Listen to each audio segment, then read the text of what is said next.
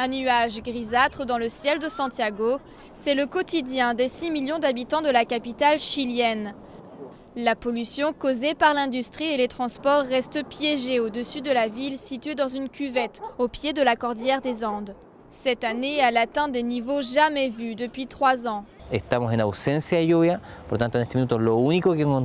À cause de la sécheresse actuelle, la seule chose qui contrôle le niveau de la pollution, ce sont les vents.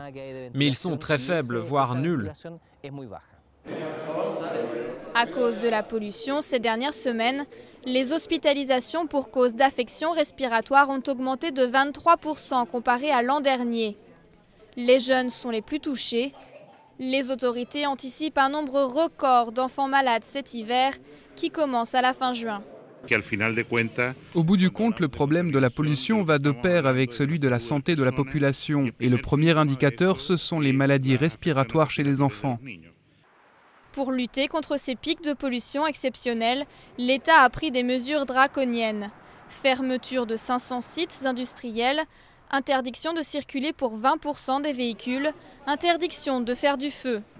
Le sport en plein air est aussi fortement déconseillé. Daniel, lui, ne se sent pas concerné.